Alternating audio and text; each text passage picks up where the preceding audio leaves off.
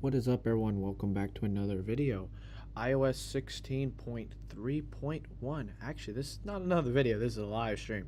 iOS 16.3.1 is now out to register device. This was on the 13 Pro Max. I did not install the update yet. I'll install it during this live stream because I know I got a few questions, people asking, did I install it yet? And on top of that, if I can get this working today, no, it's not going to. We had a iPadOS update come out, the same one, iPadOS 16.3.1 come out, and then last night there was a T-Mobile outage.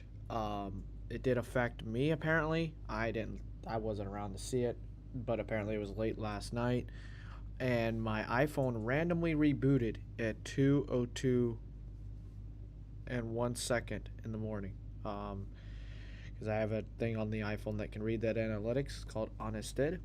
I may leave a link to it in the description down below after the live stream. I'm out in the main living room of the house. Currently, my studio is about to go under a big mess because this house is being renovated. The floors are being redone, and yeah, chaos is ensuing. So I got peace and quiet this week, so I was like, you know what, let's do a live stream right now. I got the sun blinding me because the sun's coming through the house, but hey, it's a great day. I do have T-Mobile service this morning, so that's all that matters right now. But I thought I'd give you all morning talk and chill. Chat message at Will T Alex OTH. What up, bro? Nothing much, Alex. I'm surprised you're awake. Austin Henderson. Hi. Hi, Austin. TJ. Hey. Hey, TJ. We're going to get into Sneed's video. I'm going to start playing his video here up on the channel, but I wanted to get through the iOS 16 stuff, and then we're just going to watch some stuff. I'm going to react to Drew's video. Talos of Tech, also Drew from Talos of Tech, did the unexpected. He had a 13 Pro Max like I did, and he went to an iPhone 10. I have some thoughts with that video, so I want to also react to that. But we're going to react to Sneed's thing involving the Apple or the T-Mobile outage first.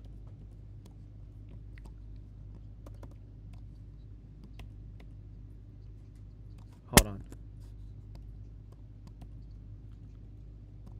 Also, speaking of subscribing, if you're not subscribed to the channel, click that subscribe button. Also, turn on the bell to never miss a live stream from me.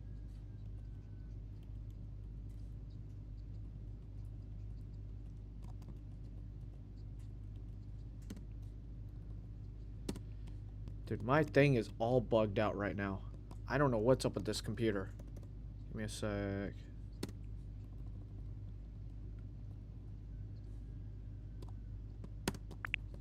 Voiceover off. There. Shut up, voiceover for y'all.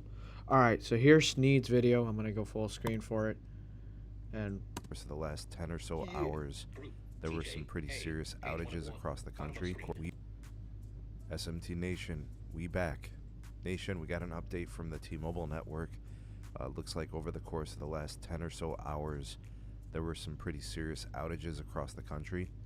I saw some people post on Twitter, Houston, Texas, shout out to you, Brandon, that T-Mobile had an outage in his area, and this is apparently, rumors were floating around that this outage started occurring after Neville Ray announced his retiree, I believe it was.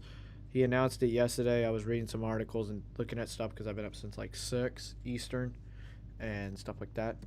I want to let you guys know what's going on and what you can expect moving forward with this issue. Real quick, let me let you guys know what's going on with the channel. If you want to support me, the SMT, directly, you can buy me a coffee. The link is in the description. Speaking of coffee, I got coffee right here. And unfortunately, the not best choice of breakfast, I have some donut holes from Dunkin'. And also, if you want to save money on your wireless service and support the SMT, you could do so by using the partner link for Mint Mobile, our partner. Save your money and also help support me through the partner link. So I have a Mint Mobile SIM over here, not in support of Sneed, but I got it back in July, and I put a year of service on the iPhone 11. It's been good. I can't complain about Mint Mobile. T-Mobile's network alone, what do you expect? This outage, I'm curious what caused it, but this is going to be something interesting. So thanks for considering those things, and appreciate it greatly. All right, now for the news. I don't exactly know what exactly unfolded per se, Neither do I, and I'm not going to pretend like I do either, just so y'all know. but we actually do have a reason as to what happened with this T-Mobile outage. So I looked when I woke up this morning, and I saw all these news stories. I got DMs on Twitter. I got text messages. There were all types of reports coming out that T-Mobile customers, many of them, all right, it wasn't just a few isolated incidents, that the T-Mobile network was having significant issues. Yeah, apparently the T-Mobile network in the Keys was down. The T-Mobile network in Houston, like I said, and according to Carlos S. Tech, it was down for 2 hours in Vegas. His live stream, which I'll look at a little bit of it because I got snippets that I want to look at. His live stream got 1.7K views. That was good. By significant issues, no network was available to some people. No calling, no text messaging. And then some people had ghost bars where you think you have service, but then you try to either do data or try to make a phone call and it doesn't work, which sucks. And no data. And for certain people and certain individuals, it was variable, right? Some people were experiencing no call and text, but had data. And some people didn't have data, but had texting. It was really unusual. And there wasn't a particular region that was more impacted than others. Yep. Or there was like places like down here in the Keys where it just had no service after you airplane mode the device. People from New York and California were saying there was outages. Some people were reporting it in Ohio and Minnesota. I was hearing about outages in Florida. All right, so all that being said, there wasn't an exact location more impacted than any others. All right, and it wasn't device related. Okay, so What's with up, this, Gene? I don't know, I guess we'll call it intermittent outages across the country. Looking for an answer, the president of technology, Neville Ray for T-Mobile, did put out a tweet, and he blamed the service issues on a third-party fiber interruption. I can't buy that, honestly. Like, okay, he's president of the company, president of the software stuff, for hardware and engineering and technology. I can't buy it completely, but I guess it sticks for now. All right, now that is definitely something that could cause this type of issue. Yeah, it definitely could. That I question that. I mean, hey, I'm just a consumer at the end of the day. It wouldn't be the first, nor will it ever be the last time Nope. that something like this happens.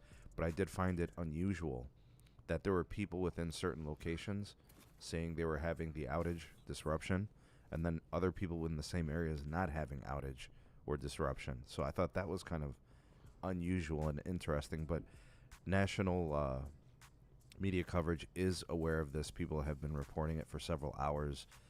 I don't think the issue is still ongoing. I will tell you guys. For me, you no, know, I it's used not. my T-Mobile line up until about bedtime, which would have been, probably until like 10:30 or something. I don't remember having any service and outage issues. I even made a call and connected, so I couldn't tell you that I had issues. But there were some people in my state, in Ohio, that did report having issues. And I saw New York, I saw New Jersey, I saw Georgia. So, like, it was... Yo, what the? That's weird. I have almost full service in my house on Verizon. That was weird. Okay then. Yeah, and then T-Mobile's been really having problems here still. Like, I'm sitting in this here at the desk or here at the table in the house, and I normally get like 2 bars of service with T-Mobile. It's almost dead. was pretty damn random, and then we saw it scale pretty bad. So hopefully things have been completely restored. Whatever that fiber interruption or fiber cut or whatever it was, that's been fixed, remedied, repaired. and everybody's up and running. I would say that one of the nice things out of this, if there is one, silver lining, is that it happened later in the evening when less people would be using their devices. The only thing that's concerning with situations like this, depending on how long the outage is people need calling for an emergency case. Yep. But, you know, it's nice that those new iPhones have that SOS feature, right? I like that. It's nice that the iPhones have that new SOS feature. And I don't know about the whole, like, E911 situation. It'll route over any carrier. So I guess there's always that, right? But if you had to call police, you know, I don't know. Anyways, Through the non-emergency line, then yeah, it more than likely wouldn't route. We'll catch up with some comments here. Chat message at Gene G Jr. My Metro was not working. Data and connection to customer care was not working. Yeah, because there was an outage. It wasn't working down here either. But my phone randomly rebooted while I was sleeping last night at like 2 in the morning. That was the weird part. The iPhone 13 Pro Max rebooted. That was weird. Gene G Jr. T-Mobile is still out. No, they're not out now. They're not out here. I don't know about anywhere else. Let's see. I'm going to make a phone call. I'll use my T-Mobile line. I'll call a number. Let's see.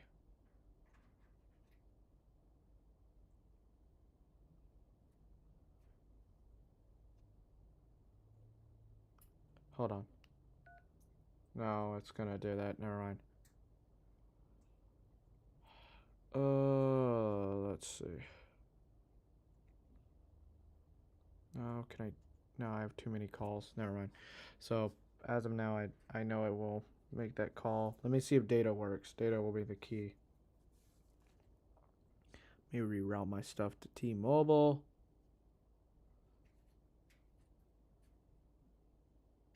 This is Sneed's video. He uploaded it a little bit ago. So this was like earlier this morning. And then I was like, okay, that's perfect. He did a video. I'm going to look at it and see. And now let's see if T-Mobile's got service. I got 5G. It's that standalone stuff. This is going to suck. It's being reported. Everybody knows about it. Everybody's aware of it. And I have a data session. I'm getting 4 megabits out of T-Mobile. And this might be the explanation you were looking for as to what happened last night with the outage.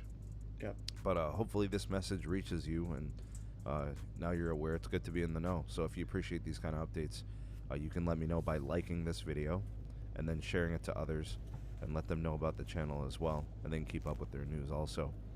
So like, share, subscribe for more, turn on the bell notification icon to never miss an upload. Comment down below. Tell me how bad was the outage for you, were you impacted, and kind of like your region where you were as this was impacting you. Some other things that are going on. Oh yeah, let me personally thank all the YouTube members and all my patrons for. So there's that. So T-Mobile outage. Did it affect y'all? It didn't affect me because I was sleeping. And I got 8.77 down. Or, yeah. 8.77 megabits down by 0.39 up on T-Mobile. Voiceover on YouTube at Speaker Network. Did your phone restart because of the new iOS update? No, I'm still on 16.3. Nope, I'm still on 16.3. That's the weird part. Can I cast to my Mac? Or is it not going to let me anymore? Yeah, ever since I've done a few things, my Mac has been broken about casting to it. But I took the screenshot this morning. Let me get this off of y'all so y'all don't have to hear this. Status menu. Coconut. OBS Studio. Time 100. Now play. 92. Now play. 100%. Application 100. Heading. External headphones. Toggle button. 50%. There. All right. So.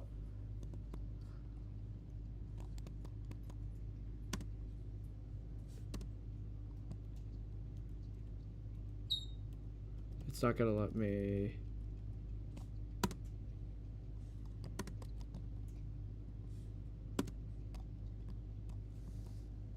All right.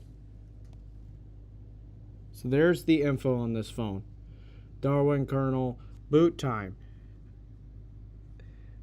Today at 2:02 in 1 second. You can see up at the top, it says iOS 16.3. Then you can see the build number and all that fun jazz. Give me a sec. I'm going to...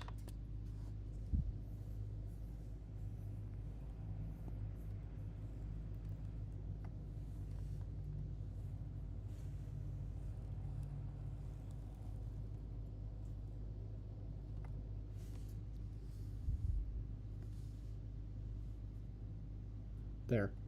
I centered it a little bit more so y'all can see it. So there's the screenshot indicating what version my iPhone was on at this morning around 7 a.m. and it didn't boot up to iOS 16.3.1 because it was not even downloaded. It just rebooted suddenly overnight. You chat message in at speaker network. I was watching Carlos text stream, and I'll remember that the issue was for phones that reconnected to mobile. The phones that didn't reconnect were fine. At speaker network, I was watching Carlos text stream, and I'll remember that the issue was for phones that reconnected to mobile. The phones that didn't reconnect were fine. Mm-hmm. Yeah. Gene G Jr., I haven't checked my iPhone update yet. Yeah, Gene, there's a new update out. 16.3.1, which I'll start downloading that right now. 7:56. Voiceover off. Let's see. I'm not going to do it over the T-Mobile network. I'm going to do it over my Wi-Fi because my Wi-Fi is a lot faster. Yep, download and install. Let's do this. All right. Apparently this fixed some WebKit vulnerabilities, which is nice. Always will need it for better security and a few other things. So there y'all go on the screenshot here where it shows the analytics. And then of course,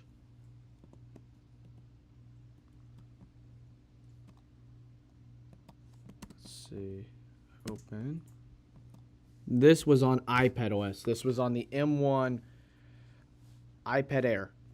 So your M1, the M1 iPad Air. I haven't downloaded the update for that. I'll update that later today. And then, so you got that update. And then within macOS, we have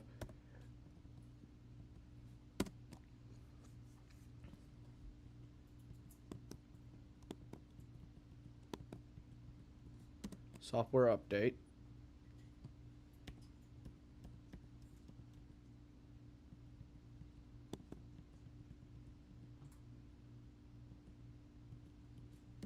All right, more info.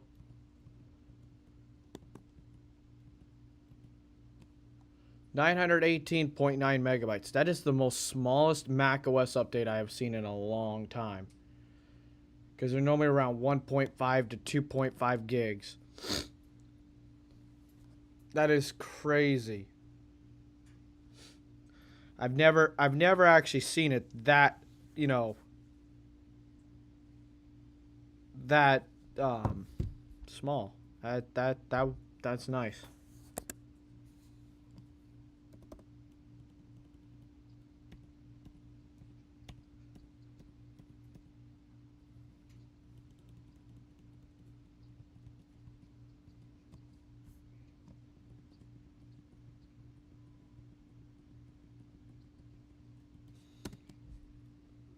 I don't know why my TG Pro is dead. What the heck?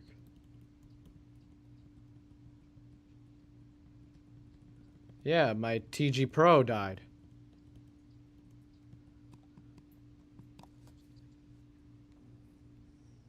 Of course, our outside heating system is defrosting, which is making the house colder, but whatever to that. Yeah, my TG Pro is no longer here. What the heck? That's weird.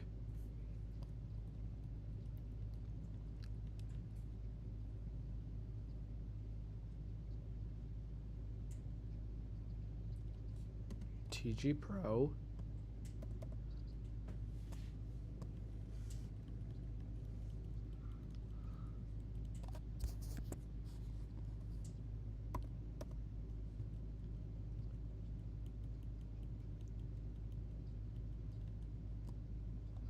Yeah, it's not even here. What the? Hold on.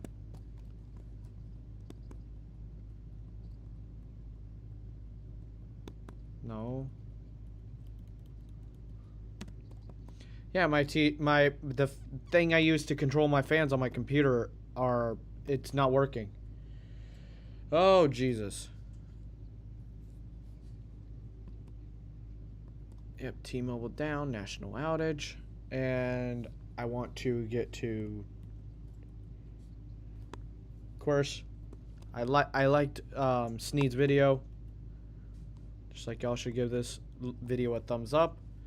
And yeah, I don't know what's wrong with my fans, but I guess y'all get to hear the AC unit over there instead of hearing my fans, because I was wondering why this computer got nice and toasty.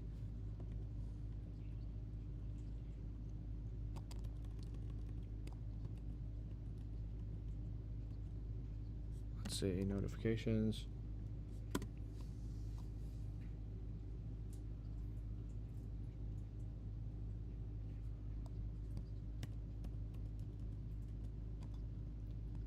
So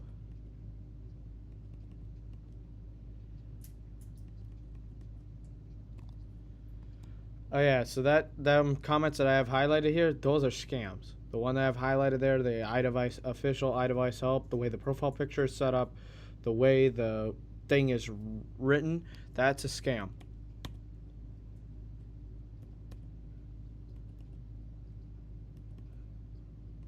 Let's see, where is it?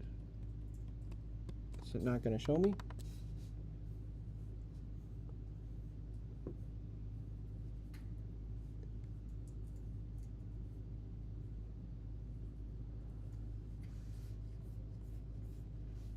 Desktop notifications are cluttered.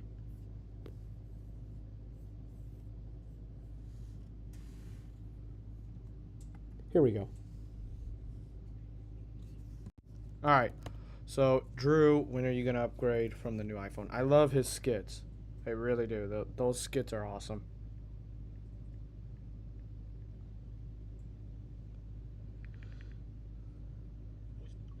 Chat message at Bobby Warren. Hey, Austin.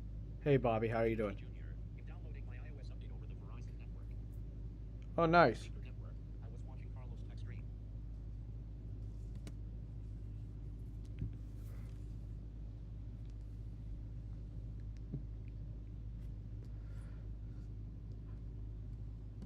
Oh, my audio is not even working. Oh, whoops.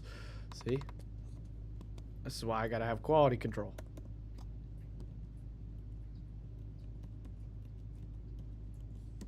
Here. Okay, this is annoying me about my damn God. My fan system. It is not working.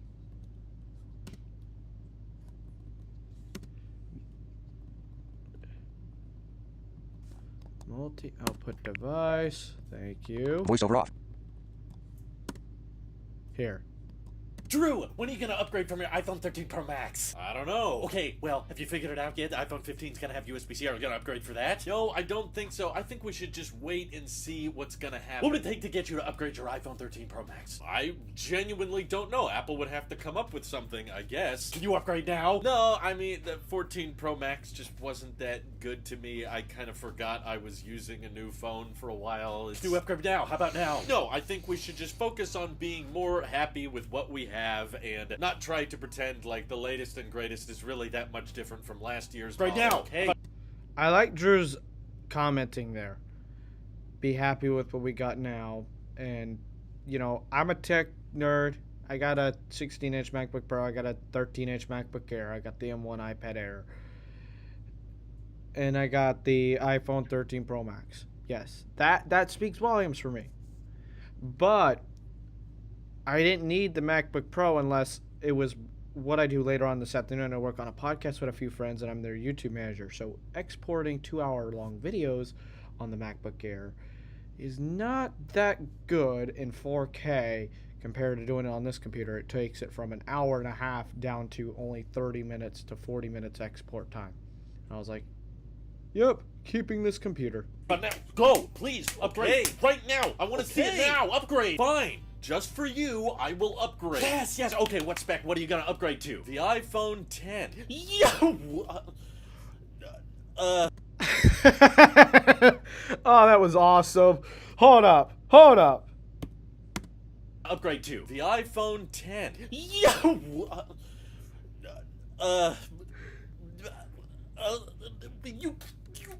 Let's begin.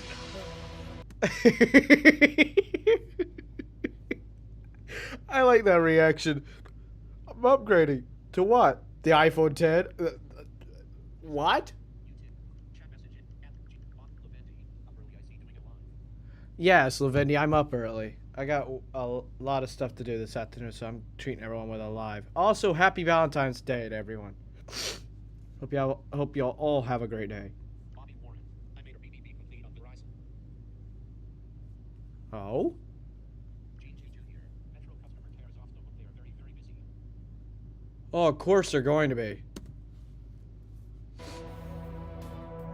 I was dropping hints left and right. I was wondering if someone would see it coming. I updated the cover artwork. I even showed this phone in my last EV video, but no, it kind of flew under the radar for many of you. But Insert plane flying noise or animation. I'm too lazy to do it.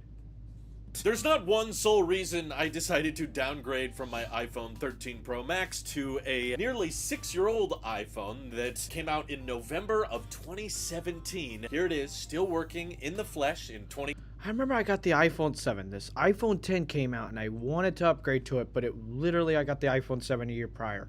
So I stayed on the iPhone 7 and I still stayed with the iPhone 7 up until the iPhone 11. But this phone really had me mad because I wanted to upgrade to it because I was like, ooh, no home button. I want to try this out. Now, I don't want the home button to come back. 2023, but there's a lot of little reasons that all started to stack up, and I thought for this announcement video I could explain the main motivations to why I'm downgrading, because I know it's weird and this is probably coming out of left field and you likely have a lot of questions, so let's address the first driving factor here. My mother has been asking me for the past few months, like, when am I gonna upgrade my iPhone, because she wanted my old 13 Pro Max. So my mom, a little story. So Drew's is kind of similar to mine. Mine didn't want a big phone. So, and I wasn't going to give her my 11 because I would have to put a new battery in it because I'm not going to give her a degraded battery. So I bought her a $1,000 phone this year. Well, last year now. She went from a Galaxy S9 to the iPhone 13 and she's loving it. Lavendi, did you update Ventura yet? No, I have not updated Ventura. It's going to be downloading in the background. It's small. And reaction. Button. Lavendi, Gene G Jr. Metro customer care is off though, but they are very, very busy. She was actually still using this old iPhone 10, which I sold to her back in 2018 when I upgraded to the iPhone 10s Max. Aren't you glad those naming days are over? But Yes, I am glad the days are over with. The 10s Max, yeah, it's the tennis. Remember the jokes. The tennis Max. she wanted something with better battery life, and of course she wanted a bigger display so she could read the text on the screen easier. So she just kept telling me every time we visit, like, hey, let me know when you upgrade because I want your old phone. And I kept telling her, well, you know, I could help you find some other model because I plan on keeping my 13 Pro Max. And she was like, nah, I just want yours. I don't want to buy some other random person's phone. So I knew that by selling my old 13 Pro Max, that would definitely be helping her out. But Well, and on top of that, I've noticed family members, they like having the newer. They like taking other family members' iPhones because they can trust the family member more than buying it off of eBay or Facebook Marketplace. Nah, Facebook Marketplace. I'm not getting into my rant about that. I think me and Facebook Marketplace might be a ranting live stream for later. simultaneously, if you've been watching my streams and podcasts over the past couple months, you've noticed I've made some points about how every time I pick up an older iPhone, Also, hint, hint, I might be talking to a few people. We might be building a podcast for this channel. Stay tuned. And it's not going to be like your typical podcast. It'll be live. I immediately notice how much more comfortable in the hand the rounded chassis feels, and even in my leak breakdowns about the iPhone 15, I've been detailing for a while now how excited I am that the iPhone may be going back to that rounded chassis design because I'm kind of iffy. What do y'all think, audience? For the people that do use iPhones, do y'all like the squared off edges, or would you like to go back to the iPhone 11 days where the edges are rounded? I know the top and the bottom are rumored to be squared off and the sides to be rounded. So kind of like the Galaxy S22 Ultra style of phone, but iPhone style. Because, yeah, the squared off edge design we've had for the past couple years, it used to feel cool and fresh and unique to me, but now that we've had it since 2020, it's kind of lost its wow factor on me, and when I was using my old 13 Pro Max, I immediately was noticing more and more, this is kind of heavy, this is kind of uncomfortable. I don't mind it. I like my 13 Pro Max because I use my phone a lot, and yeah, we'll get into that part in a little bit.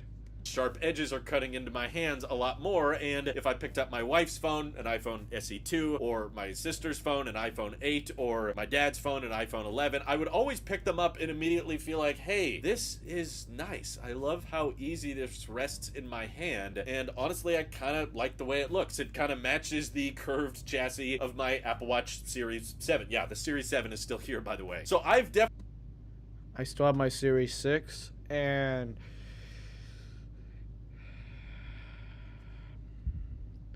let me know if y'all want me to do a challenge where I use the iPhone 11 for a week.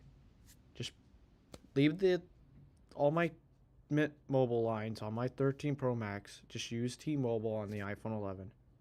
Let me know. definitely been Actually, I can't do that because I got the Verizon. I can't do that because I'd have to move my Verizon line over to the iPhone 11. And I don't really want to do that because I can't transfer it myself.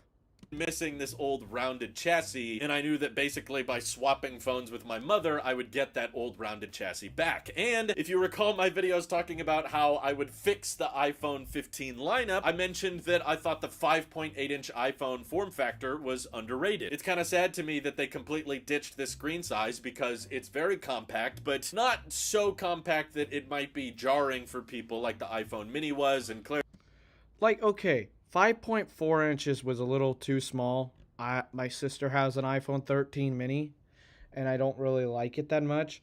But the iPhone, if the iPhone mini was a little bit, not just a mini, if it was or the Pro was smaller at 5.8 inches, and then you had the Pro Max at 6.7 or even 6.5 inches, and then an Ultra is at 7 inches. I mean, the Ultra's huge. Kudos to the people that want a big phone like that. And then me, I don't mind having the display be, like mine is 6.7 inches. But then having that small, not too small, but not too large phone, 5.8 inches for the crowd, the niche crowd that would like that phone. I've just gotten too used to my 13 Pro Max.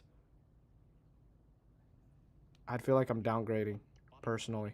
Bobby Warren. Hey, G. Bobby Warren, the office of the president of Verizon called me. Oh, good. The office of the president of Verizon called you. Good. I hope that got straightened out. clearly Apple didn't get too many sales, unfortunately, for the 12 and 13 mini because they didn't make Oh, wow. a 14 mini. But I still know a lot of Good. people out there that were big fans of both the iPhone 10 and 11 Pro with the 5.8-inch form factor, and I have to say, after using this for the past few days, I definitely missed it as well. I found myself kind of missing my old iPhone 12 mini that I had back in late 2020 and most of 2021 because that just fit in my pocket so well. And if you recall my big skit when I was torn between the 12 mini and the 12 Pro Max, If y'all watched the channel back then, I reacted to that video, and Drew, Talos of Tech, also commented on that video, and I was shocked that he saw it. I mentioned that I like compact small phones, but I also like big phones, and I was really torn on that because I could visualize either of those models working for me, and ultimately I chose the 12 mini just because it was cheaper. But once the 13 Pro Max came out with 120 hertz, that absolutely took the cake for me. That was the priority because I love 120 hertz, and now you're probably thinking, well, Drew, you no longer have that with the iPhone 10. What's the whole deal here? Okay, now we gotta calm ourselves down a little bit and get out of skit and comedy mode, because genuinely something I brought up in a couple episodes ago on the Talos of Tech All right, warning alert. This is going to get serious, and something I gotta put some notes in here on, and I'm gonna be a little bit not just open about it, but I want to be a little bit honest with y'all. As y'all know, I build a tech channel. Technology is what I do for this channel, and I try to do my best. So at the same time, I'm looking so much at analytics that over the last week, I've had not a panic attack, but anxiety has went through the roof. The channel blew up, and I was not expecting this explosion of popularity. And I nursed this channel for the last 5 years, and I was concerned about it, and it kind of got to me, so I had to step away. But I'm gonna let Drew talk, and then about his stuff on this video, and then I'm gonna talk about the kind of the same problem, but it's not the same problem. Podcast, I've been struggling, and I'm not, this isn't a joke, by the way, I'm just being brutally honest with you guys, with smartphone addiction. And it's very difficult for me because being present on YouTube or Twitter and Discord and just being active on social media, I can easily justify as part of, well, this is my job, and I'm still very grateful for my job. You know, these are decent, very first world problems to have, but they are still problems at the end of the day because I'm constantly brainstorming more video ideas, especially when you're posting multiple videos to two separate channels regularly, and we're brainstorming for live streams and making podcasts and now shorts all the time. And because I'm constantly trying to brainstorm and get ideas from people on Twitter and conversations through Discord, several months ago I was realizing how much insane amount of time I was spending on my phone. And I found that the more time I was spending on my iPhone, I wasn't really getting happier. I was just kind of fueling this YouTube algorithm of trying to make better and better content and have the channel perform better and better. And it was this kind of vicious cycle that ultimately ended in me most of the time arguing just with other nerds on Discord and Twitter, and I found that most of the time those arguments didn't really go anywhere, and I never really felt satisfied by the end of them. And even when I was done with work and I would walk away from the computer and everything, I still felt like anxious, like I was ready to fight. And I think it's absolutely a huge problem in our culture to spend too much time on phones, too much time on social media, and especially with Twitter. I feel like those apps are almost designed in a way to show you things that make you upset and show you things that make you angry, and you carry that baggage with you throughout the day. And because I'm my own boss and I'm self-employed, the benefit of that is, of course, you can take time off theoretically whenever you feel like it, but the downside of that is your boss lives in your brain and your boss never really goes away. And I, especially in this past year, have been struggling with learning how to turn off my work brain, because I'll be at family gatherings or social events that are not related to work at all, but my brain is constantly thinking, you could be working right now, you could be doing other things. So I Our family bird is having a conversation. Hold on. Well, I had one. Let's continue. But my brain is constantly thinking, you could be working right now, you could be doing other things. So I would, go on my phone and write more ideas down or bounce ideas off in the Discord. And because this vicious cycle was not very good for my mental health, and I could tell it was affecting my mood, I decided to delete a lot of social media apps and Creator Studio apps off of my iPhone 13 Pro Max. And because I deleted the most popular apps I was using on my phone, I was using it a lot less. But this is when I could tell there was really a smartphone addiction going on, because I found myself almost like muscle memory continuing to grab the old iPhone and continuing to look at the home screen and just look for apps. Even though I didn't really have anything to check, I would just refresh email or check the wallet app or open Safari and just constantly look for things, because there was this momentum in my brain that if nothing was going on, you needed to immediately grab the phone and find a fight or find some news or find something to provide that little dopamine hit so that you feel satisfied. And I thought it was really dangerous, especially after talking to some more friends about it and people with more life experience in general. And they were saying, like, this is challenging because it is your career path to be making YouTube videos, and a lot of that does involve being engaged on social media, but you have to find those boundaries and you have to draw those lines. So because I realized I kept grabbing my iPhone and looking at it, even though there was really nothing for me to do on it. And yes, I tried the screen time things, making sure that I wouldn't spend too much time in apps and they would automatically automatically lock themselves still wasn't really helping all that much. So ultimately, it came to the point of, I think I'm just addicted to the physical activity of holding the phone and scrolling. And to be honest, even switching to the iPhone 10, this doesn't really completely solve the problem. I still have the issue here, it's just the battery life is definitely a lot less on the iPhone 10. So Alright, so I want to talk about some stuff here. I'm going to be a little bit real with y'all. I'm going to take my earbuds out because it's kind of annoying me.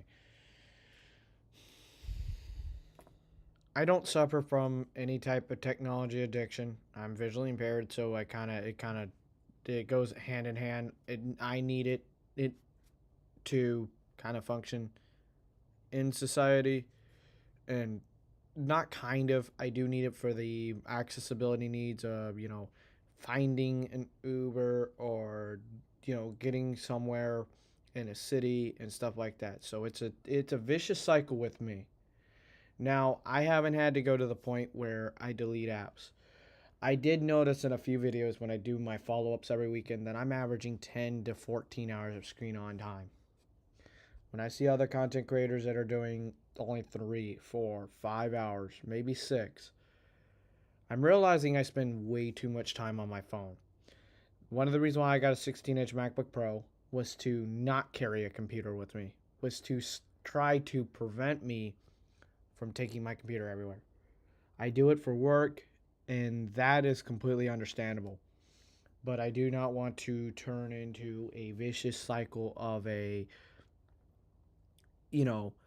addiction to technology where I get that satisfaction of browsing Twitter, or I get that satisfied, of constantly looking at my YouTube Studio Analytics, because I did when the channel was blowing up last week. And what really hit me at the end of the week was I got almost 5,000 views in a week and 1,000 subs, and it stressed me out. I appreciate everyone checking out my channel. I don't want to scare anyone away or anything like that. I greatly appreciate it. It just was sudden. The YouTube algorithm recommended 3 of my videos, and they kind of just took off to a audience that liked it, and I appreciate all the subs I have. I can't even put it in words that in a week, in literally 10 days, my channel went from 472 subs, barely growing, struggling, to 1.53K. I really do appreciate it. It's awesome. I'm glad a lot of people liked the channel to the point that they took the time out of their day to watch my videos, give it likes, and sub to the channel. I really do appreciate it. It does suck that my anxiety got the best of me and I had to step away for the weekend and I didn't upload. I did live stream once, but I kind of just walked away for a little while. I needed to take a break, and I only did a YouTube short yesterday. But it was also the fact that I did find out how much it's going to cost to put a new AC system in my house, and that also did not help. So I just wanted to give y'all a little talk and let y'all know that I'm not suffering from an addiction, but before it does become that, I want to prevent it. I want to take precautions, and I understand that starting a YouTube channel or doing YouTube may cause this to become a vicious cycle like Drew is talking about. And it is a problem in the American society for this country. I'll be curious what y'all thoughts are, too, about this. Chat message in and speed tag. Yo. What's up, Speed Tech? Bobby from G. Bobby Moore wants to the office of the president told me they can put me back on the old unlimited plan. That's good. Bobby, I told you, contact Verizon, the office of the president. They're going to take care of you. Told you they would. And they did.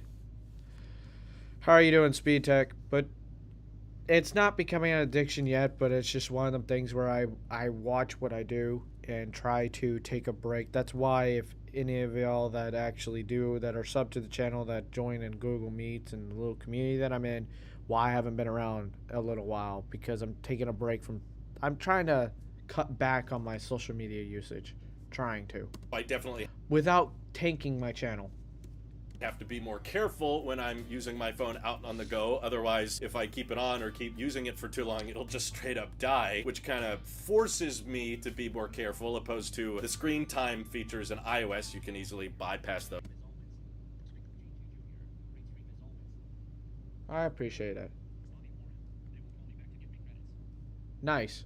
Just by entering a code. And I was preparing for this switch to the iPhone 10 actually for a couple months now. So back in mid-January, I actually turned off 120 hertz off my 13 Pro Max. So that was really jarring and I didn't like the way it looks. I'm not trying to say I was lying to you guys when I said I love 120 hertz ProMotion. I still genuinely do. It's just I think that I needed to put more walls in front of me to prevent me from constantly flocking to the phone. And I turned off 120 hertz in November, and I didn't really notice, but I do like the, you know, I noticed after a while, but it took a while.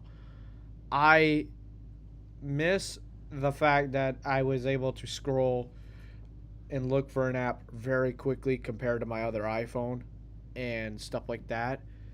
And when I turned 120 hertz back on, and it was nice to have.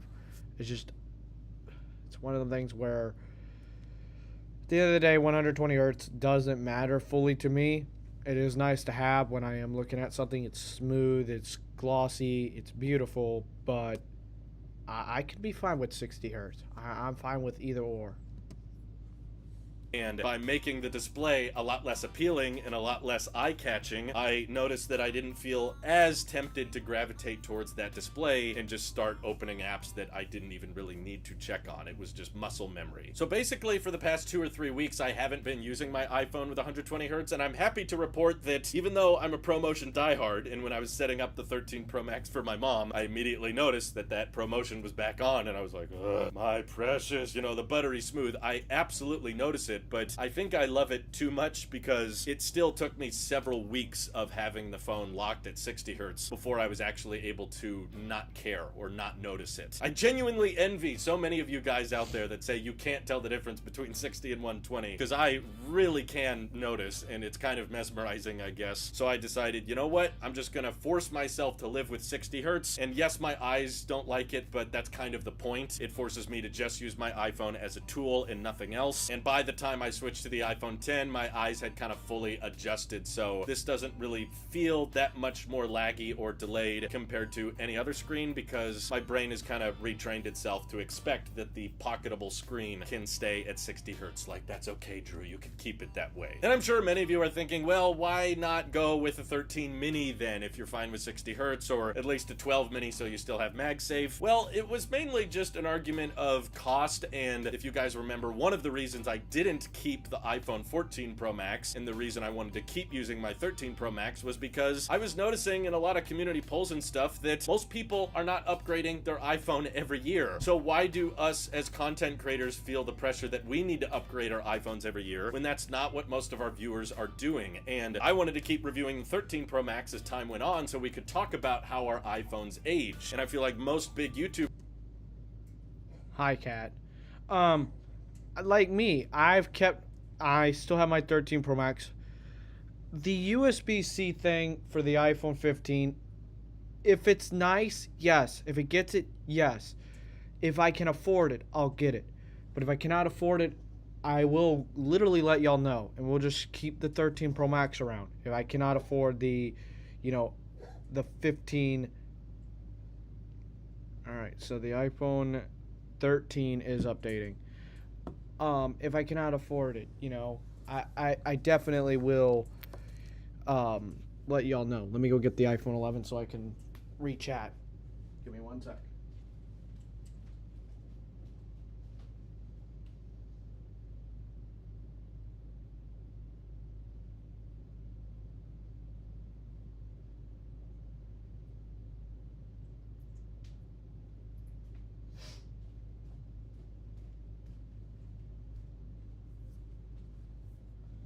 It is crazy how stupid cold it is outside.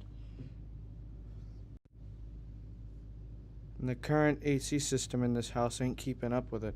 Like, it's heating up the main part of the house, but if I go in the back side of the house where my room is, way, you know, like few hundred feet away. It's cold. It's not. It's in the 60s, even though the house thermostat set at 73.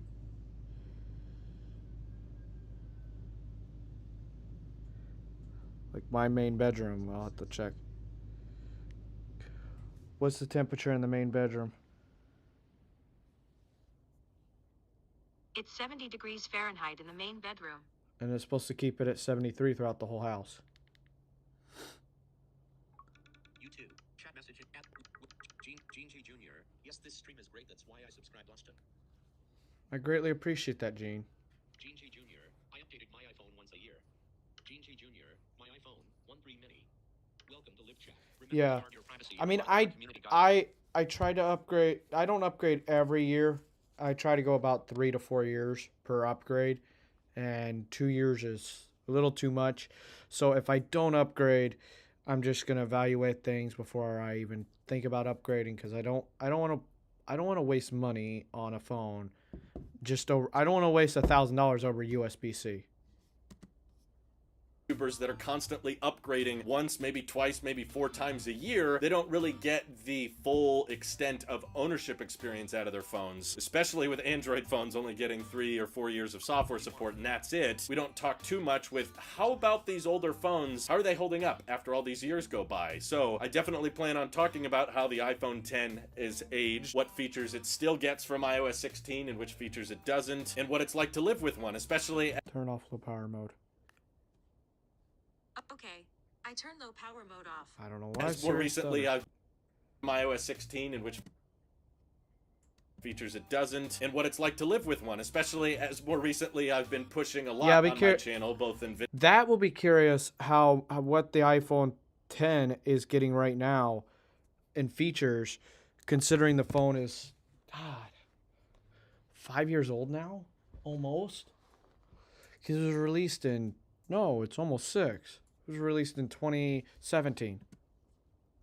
videos and streams to buy more secondhand products, to buy more certified refurbished, and a lot of you guys rightfully were calling me on it. You were like, Drew, you're always telling people to buy, you know, secondhand devices or buy older tech, but you're still using the latest and greatest, you know, iPhones or AirPods or Apple Watches, which is why I wanted to kind of put my money where my mouth was, and this was the most convenient way to do that, I guess, because my mom didn't need the iPhone 10 anymore, so I was like, you know, I kind of like a lot of the things this phone had going for it. I also found myself saying recently that I kind of preferred the 2x telephoto to the 3x telephoto, and I was like, you know what, iPhone 10 has that, and I don't want to be hypocritical when I'm telling people in some of my videos that, yeah, you should get, you know, secondhand iPhones that are $200, $300 because those can save you a lot of money, as I then go around and use a 13 Pro Max. So this is my daily driver now. You know, the SIM card is back in here. This is my car key now as well. The Apple Watch is paired. So if there's issues and complaints I have, I want to bring them up, and this absolutely is a used iPhone 10. My mom has been dailying this device ever since October of 2018, and there's scratches on the screen, little ones, nothing major, and the cool thing about it is pretty much all of it is original, so the screen has not been replaced. The only thing that she did service over the past 4 years was the battery, so she replaced the battery at an Apple store back in summer of 2021, but because that was a while ago and she uses her phone a lot, the battery health on this iPhone 10 is now down to 84%, so we'll see how it ages once the battery health starts going down below 80% and what issues I start running into. But I know there's limitations and I know there's downsides to using older iPhones, but I want to walk with so many of my viewers that aren't in a good position to be buying the latest and greatest. And of course, we're still going to be talking about leaks, guys. I'm not changing really anything with the channel. I just want to talk about long-term ownership, and I felt like waiting around for my 13 Pro Max to turn 5 or 6 years old was going to take way longer, opposed to just switching to a 6-year-old iPhone right now and telling you how it handles. And I don't know how long I plan on keeping using this. We'll see how long I can live with it, and I guess you guys can make your bets in the comments below. But the funny thing about the limitations is that I feel like if you're not doing side-by-side comparisons, a lot of everyday people wouldn't even notice. And yes, I actually played, y'all, and no one caught me on it. I switched to the iPhone 10 last Thursday, and I was a little bit worried because the iPhone 10 doesn't support continuity camera, but I found an app that lets me turn the iPhone 10 camera into a webcam for my Mac, and the last live stream I did about reverse wireless charging on the iPhone, that was completely just on the iPhone 10's camera, and not a single comment brought it up. Now Oh, damn. Not a single comment.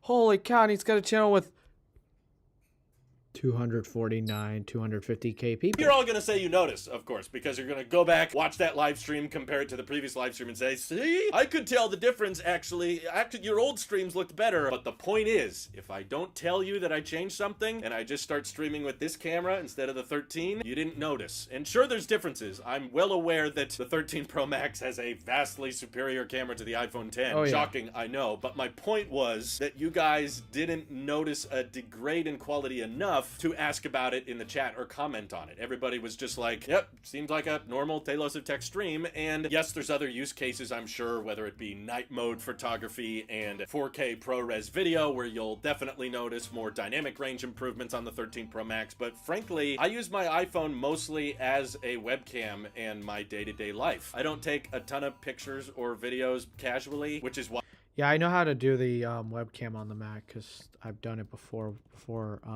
the new Mac, before the new stuff. But like I said, he's just kind of rambling a little bit. But the nice thing with showing your audience, you know, if you're big and stuff like that, like he is, doing that is actually pretty cool. And I would downgrade, but I just have too many things that are on this 13 Pro Max for me to do it. Like I have 2 eSIMs here on this phone that one of them I can't even move, and the other one I can't move unless it's a 5G device. So I couldn't move it unless it was like a 12 because of AT&T. But let me know what y'all think. What are y'all's thoughts about everything? And of course, we are now at we're just over an hour. This is open talk. Now we're doing the open talk session where we can talk about anything. Verizon, T-Mobile, AT&T, any technology, Microsoft, with their whole Bing thing, with their search engine, with the waiting list, Chat GPT, and stuff like that. Check this out. Siri Pro. I found this on the web. Siri Pro. I'm not sure who that is. What's your brother's name? Oh, what the hell? Siri Pro. I didn't get that. Could you try again? All right, well, since the Mac wants to be dumb, here, we'll do it on the iPhone. All right. Siri Pro. How can I help you? That's not nice. Write a news article about Austin's tech.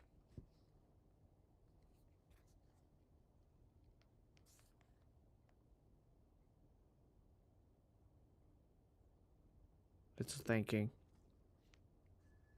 Oh, come on. Are you going to fail on me now? Siri Pro. I found this on the web. No. Siri Ultra. Here's what I found. Nope, it's not going to do it on the Mac. Oh, Jesus. I guess it must be a privacy problem? I don't know. Siri Pro. How can I help you? Write a story about Austin's tech. Let's see. We got On it. We got an African gray in the house, a family pet bird that's making that noise. Y'all are wondering.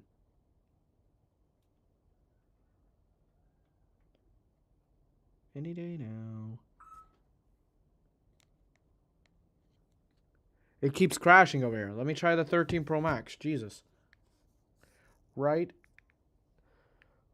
Siri Pro. How can I help you? Write a news article about Austin's tech.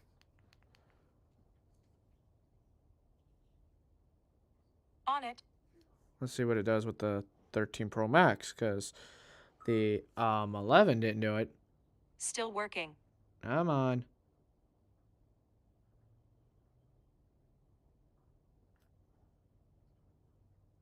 Still on it. Hurry up. God. Am I gonna have to do it over cellular? Something went wrong. Please try again. Give me a sec. So I saw Taylor Subtech did a video about Chat GPT and Siri, which will turn Siri into an Ultra Siri. If y'all wanted me to make the video about it, let me know. Y'all can decide the next video idea and stuff like that. Siri Pro. How can I help you? Write a news article about Austin's Tech YouTube channel. On it.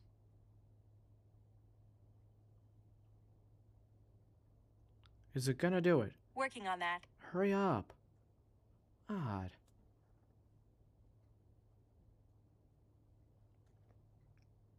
Still working. It's doing this. It's failing because it's using T-Mobile's network and then it's failing.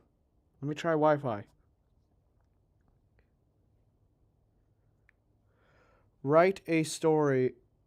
No. I found it. Siri Pro. How can I help you? Write a story about Austin's Tech YouTube channel. We'll do a story instead. On it. We're gonna do a story instead of an actual news article. If it'll do it. Still working. It's being a real pain in a. It's being annoying as.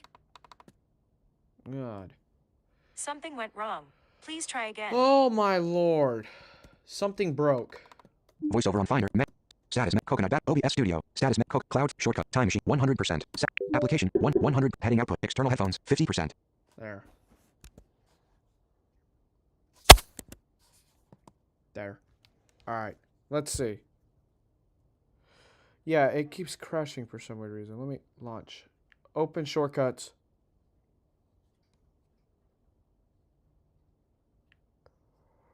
Siri Pro. How can I help you? Write a news article about Austin's Tech YouTube channel. Work flawless. Now I just got a Siri icon with nothing else. What the heck? It broke. Siri Pro. How can I help you? Write a news article about Austin's Tech YouTube channel. Be quiet, cat.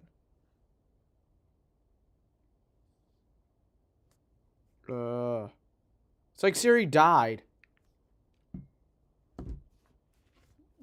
It's supposed to work with ChatGPT, but I'm wondering if the update bricked it. It's supposed to work, but it's not doing it. It's the most annoying thing ever. Alright. YouTube. Video. Chat message. Let me catch up with this chat. Gene T Jr. I don't buy a Gene T Jr. The iOS. Gene T Jr. I don't buy a new phone every year. I just upgrade every year. Oh, the iOS. Yeah, of course. I upgrade all the updates on all devices as long as they're supported. I pulled out the iPhone 7 and the iPod Touch 6th generation a few days ago and updated the software. Gene T Jr. Visually impaired tech and more. I can't believe T-Mobile had a network outage nationwide. Me neither. I was sleeping when it happened. Gene T Jr. Yes, it did. Gene T Jr. LOL face with tears of joy. Visually impaired tech and more. They better get fined. Yeah, I don't know where that's gonna go. Gene T Jr. The FCC/DOJ may investigate this. Maybe. They should. Visually impaired tech and more. Oh Siri. Leventi, Super Siri video would be cool. Bobby Warren, I wish Verizon could buy T-Mobile. T-Mobile will not be bought by Verizon. The FCC won't allow it. Bobby Warren, I don't have Siri Pro. Add reaction. Button. Yeah, if y'all want me to make the video, I'm trying to see if I can get it work on 16.3.1. but it's being a pain in the butt right now. Let me run the actual shortcut. Run. No. Okay. API key. Let's see. You gonna run or no? Run it. Jesus, what the heck is wrong with this thing? If there's no input, continue. Text. Remove action. S case if. Text. Contains toolbar. Run shortcut. Shortcuts. Empty line.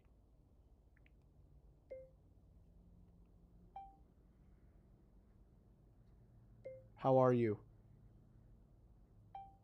Let's see. Done. Shortcuts. Siri Pro. Actions menu. Button. I'm running the actual shortcut and I want to see. I'm doing well. Thanks for asking. Cancel. Button. Alright. Cancel. That worked. Voiceover off. Siri Pro. How can I help you? Write a news article about Austin's Tech YouTube channel. One moment. Unless that task I'm asking is killing the bot. It shouldn't. Still on it. Hurry up.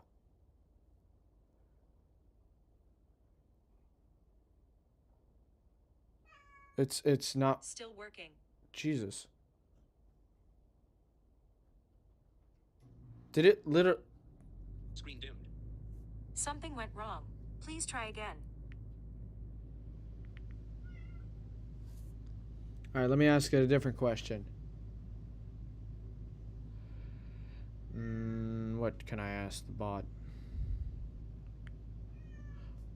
Siri Pro. How can I help you? What is the average temperature in March in Stark, Florida?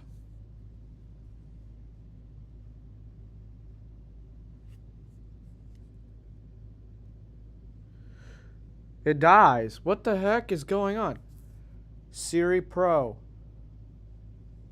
How can I help you? What is the average high and low temperature in Stark, Florida for March? Well, it's going to give me a yearly One summary. sec. All right. Let's see if it works. Yearly, it doesn't matter. The average high temperature in Stark, Florida is 74 degrees Fahrenheit, and the average low temperature is 57 degrees Fahrenheit. That's all year. So if you wanted to move to the area, it's very nice climate. Well, unless you get an Arctic blast, then it's mighty blustery. 8:47. Chat message input. Adria. Blaze 760 your casual gamer. Good morning, son with face. Good morning, Blaze. How are you doing? Bobby Warren. I hope AT&T maybe buy T-Mobile. AT&T won't be able to buy T-Mobile. T-Mobile was the only one that was able to buy Sprint because they're both kind of failing companies and the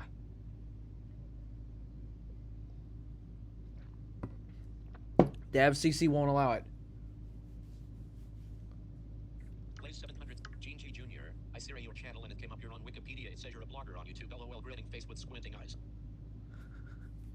Wait, does it actually have a Wait, is there...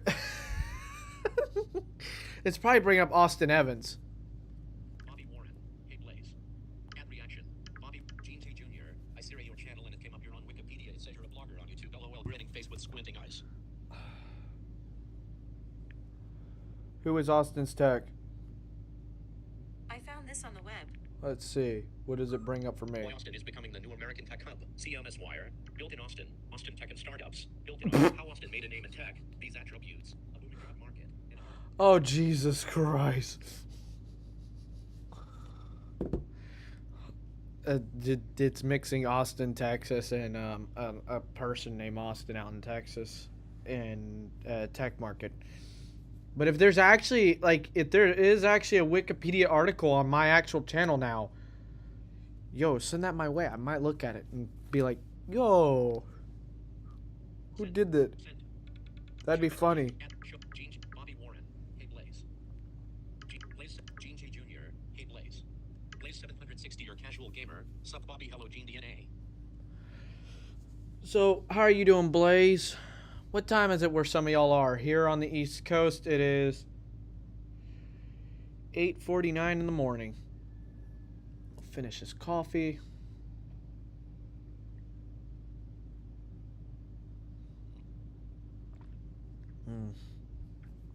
And there's that cup of coffee. It's gone. Show latest messages. Button. Voiceover off. That was weird that Siri ain't work. Like that the thing doesn't want to do it. Let me see if I can get the shortcut to do it without Siri in the way. See if Siri's being the problem.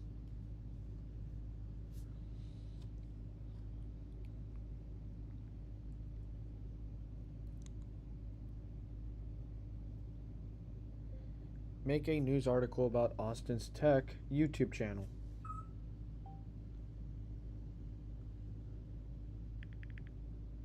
Voiceover off. Text field.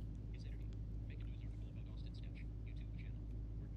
Channel. YouTube. Austin Sketch. About. Austin Sketch. Character, comma, H, C, E, T, S, N, I, T, F, U. Done. Button. That might be why. Let's see. Let's see. It did Austin's Tech, all one word, like my username. Let's see what it's going to generate. Now let one of the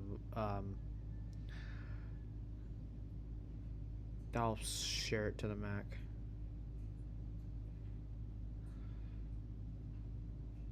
Let's see. It's thinking. It's I wonder if ChatGPT is being slammed again. There's so many people using that AI bot assistant. The recommended video below mine is one of MKBHD videos right now. Voiceover. Chat message in at Blaze 760 or casual gamer 549. Wow. You're up in Alaska, must be. Blaze 760 or No. casual gamer. Alaska's 449. It's Cali, Blaze 760 or casual gamer California. Nevada. Gene J Jr. It's 8:50 a.m. here. Add reaction. Yeah, Blaze, I knew, or not Blaze, Gene, I knew you were on the East Coast. Let's see. Nope. Okay. The request timed out. Okay. The bot Get dictionary. doesn't want to do that.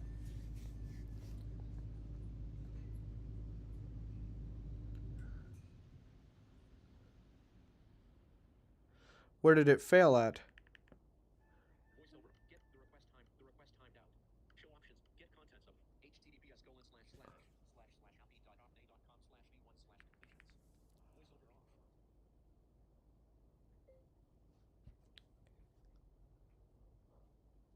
Write a news article about Austin's technology YouTube channel.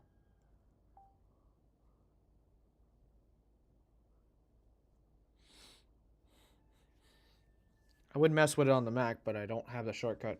I don't think it's synced, or it won't do it right now because Siri didn't even want to run it on the MacBook Pro. Chat message. If it times out again, I swear. And it looks like it's still hanging. So it might time out again.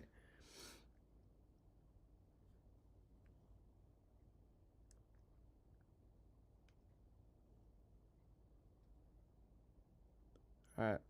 So ChatGPT is having a problem. I have 1 bar of service. I never have 1 bar sitting in this living room with T-Mobile. What is wrong?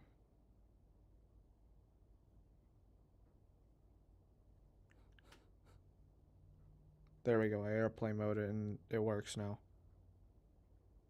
It fixed itself. And I'm gonna move it back over my data back over to Verizon.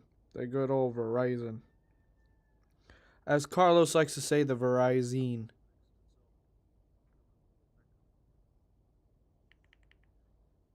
YouTube. Chat message in at learn. Welcome to Gene J Jr. It's 8:50 a.m. here. Yeah.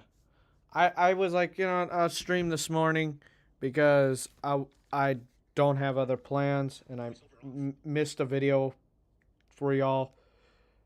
Let's do the update for this iPhone. I missed making a video yesterday, so I'm going to pay y'all back by doing a live stream. And, of course, doing this AC upgrade next week is going to be a madhouse. I got to clean up the studio.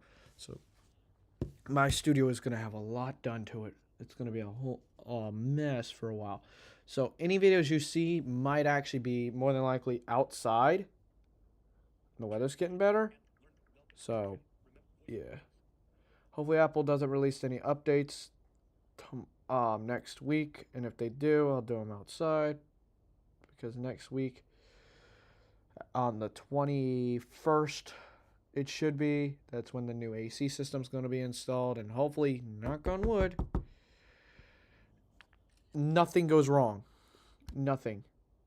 It's gonna be iffy because they're gonna have to put in, it's an air handler that is a business class air handler, and there was articles I was reading on the internet that said that you can't put air handler in a house with floor vents and all that nonsense, and I'm like, oh boy. But I was told by a few guys that you can. You're just gonna have a downflow tray, which can easily be done by making new ductwork and stuff like that, and we'll see what we can do. Have to, I'll take down some walls. But this house is due for a new AC system. It's the current one, the actual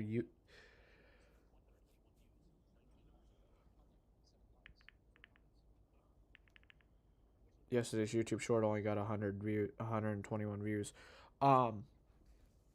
The thing is that the AC unit in this house is 15 years old, but the compressor is only like 6 years old now. But it's not cooling this house fully, and it's not heating the house fully in the winter because there's a lingering chill. But yeah, so I want to fix that problem.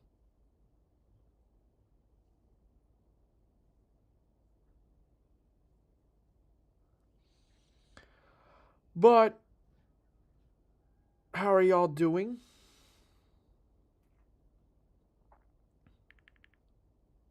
What do y'all have planned for today?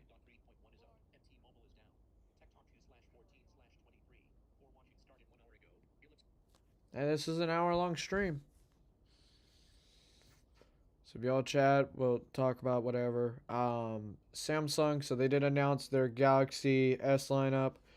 And I saw not rumors, but there were people that post videos where, and I haven't seen any of the videos, I might pull them up, where the phone, say you get a 128 storage of Galaxy S23 Ultra or a 256 gig, and all the software and apps are causing bloatware to be at where you have like 60 to 90 gigs used up depending on the device, and the Fold is also having like 60 something gigs or even higher used up. I'm like, that's outrageous. That is legitimately outrageous. Chat message input. Learn more. Visually impaired tech and more. Apple has been quiet up until 16.3.1. I'm curious, are we going to get 16.4? We'll get it. I don't know when it's going to be released. It may be released today, tomorrow. I hope not today because I have stuff going on at about 1 o'clock Eastern, or I won't be around. And if something does come out, it'll be interesting to see, but probably will be later on. I just hope everything that I have planned is going to go smooth, because if this is a failed project that's going on, this is going to be a $6,000 project that's going to fail, and it's going to hurt. Yikes. I don't even want to think about it.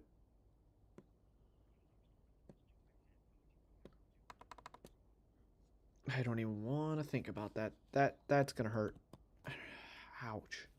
I need to figure out why TG Pro ain't it's not enabling itself. Give me a sec. I need to figure out this problem.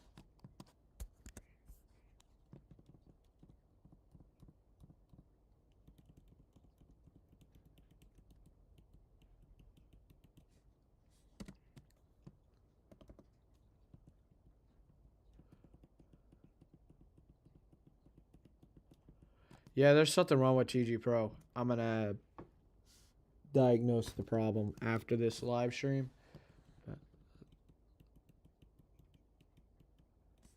Let's see.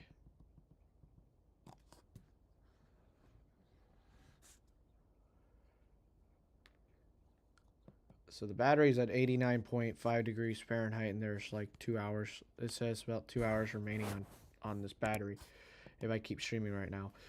So I have about 2 hours left on this computer because it's using a lot.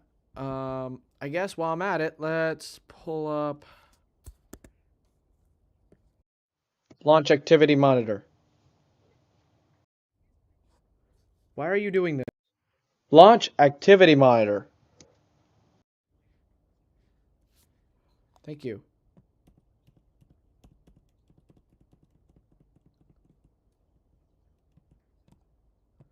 Well, we're sending that much data? That's tiny. All right. Let's see. Tour. I go to CPU. So we're sitting at 13.2%, 13.26% for, CPU system load. And we're going between 12 and 14% CPU usage per user. So this computer's doing good.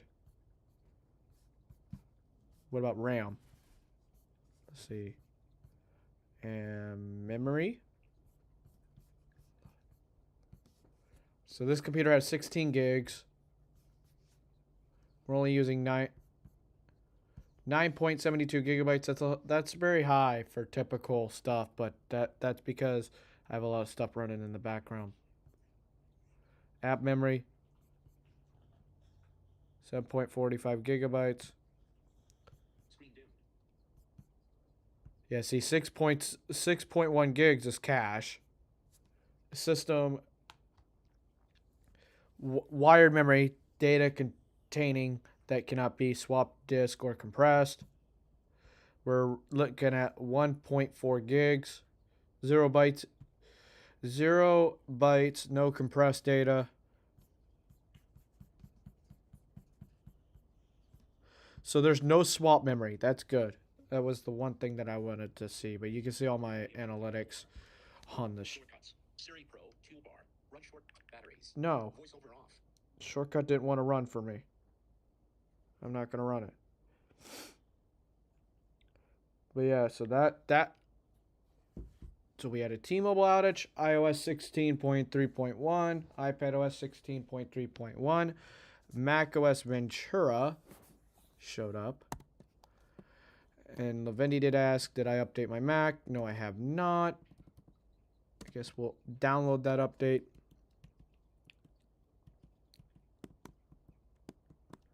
General. Software update.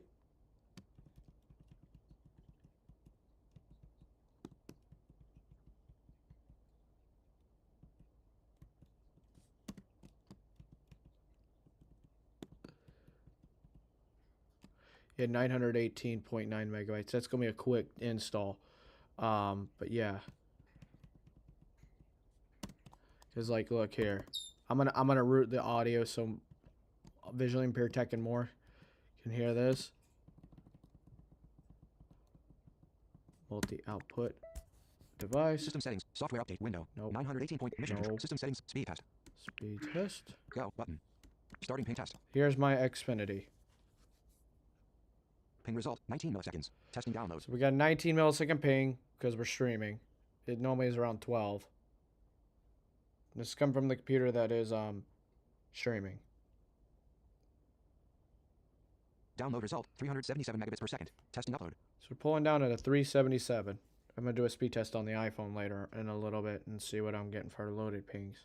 Upload result 21.5 megabits per second. Test complete. So we're still got 21.5 megabits per second bandwidth for uplink. All right, let me do a speed test on the actual phone. See if I'm connected to the same router. Back Verizon. Backyard _ fun. All right. Go. Let's see what we get on the iPhone 13 Pro Max.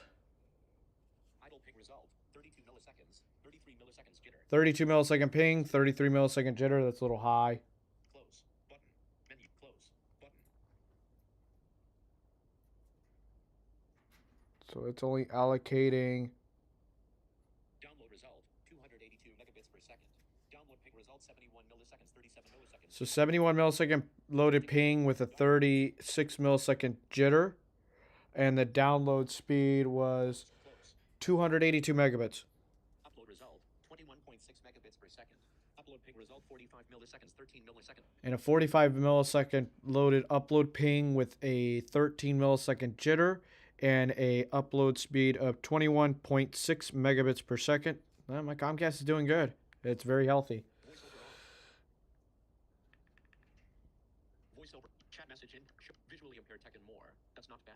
Show latest messages. No, it's not. Show latest messages. I hate that YouTube bug where I'm looking at the chat and it says show latest messages. I'm looking at the latest chat. Why are you doing that to me? Oh, go into the correct orientation, iPhone. But I'm gonna start doing a little bit more live streams and interaction because I know some of y'all like it. We got 4 people watching. People are enjoying this, stuff like that. Well, let's see what else I can get into for looking at for videos. Let me close this out. Finder, desktop, my project, What else? AIFF audio. Action. I'm routed voiceover through for visually impaired tech and more, and whoever else that's visually. Switching, full screen, end of, YouTube, end of, complimentary.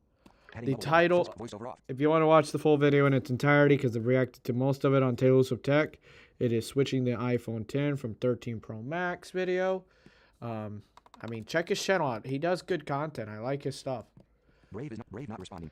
There's some Voiceover things that I don't agree with him, but that's what the world is for. The world goes around when you disagree with other people, and we can agree to disagree. But for the most part, he does good stuff. I'm super chatting in his live streams and stuff Many like player that. keyboard shortcut button. Let's see Main.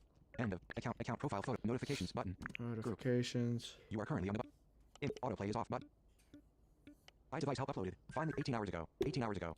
Out of link. iDevice help uploaded. Find the iOS 16.3.1 Brave action menu. Link. See mobile tech up action link. iDevice help uploaded. Action link. Action menu. Link. Lou Later is live. February 13th action link. No. Watch Lou Later live in 30 minutes. Action I link. don't wanna Snapsy watch. Labs uploaded. An audio files review of Apple's HomePod 2 22 hours ago. All right, I wanted to check this out. Snazzy Labs video about the HomePod. Let's see what he has to say. Notification. Voiceover off. My review of the original HomePod, posted almost exactly 5 years ago. I know I look different now, okay? It was I know I look different now. lukewarm on the speaker that Apple had spent 6 years developing. I didn't love the price, nor did I fancy the lack of a line input or support for Bluetooth audio. Yeah, that's what's stopping me from getting the HomePod, the massive HomePod. I don't mind my HomePod Mini. Yeah, that's what's stopping me from getting the HomePod, the Hold on. massive HomePod. I don't mind my home. 22 hours ago. Stood almost exactly 5 years ago. Good. I know I look different now, okay? It was lukewarm on the speaker that Apple had spent 6 years developing.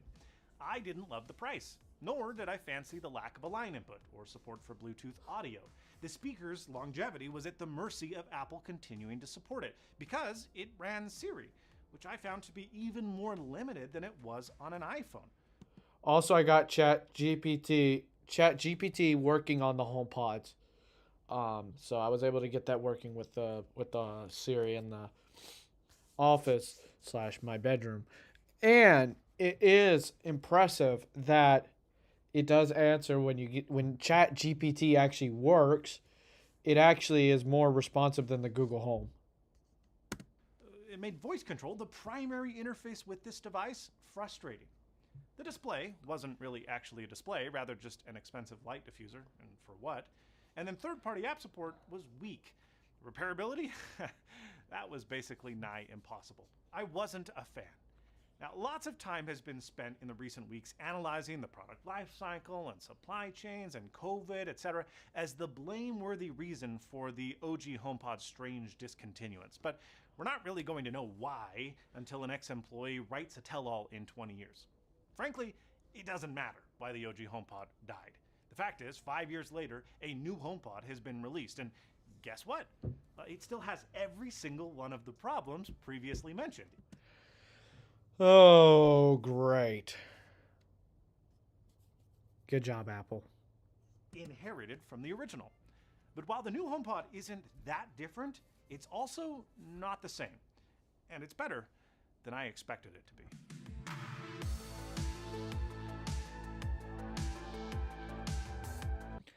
I'm curious what he has to say about that, because I don't have a HomePod. I know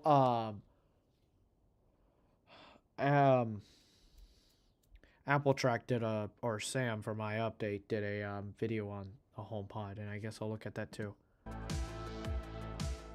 Let's start with feature set, because there's really only two things that the new HomePod can do the original cannot. First, it adds a little bit of extra smart home know-how. There's a Thread radio built inside the new speaker that will control future Matter smart home devices, and there's also an internal temperature and humidity sensor that can be exposed to HomeKit. Yep, also known as the HomePod Mini has the temp and humidity sensor.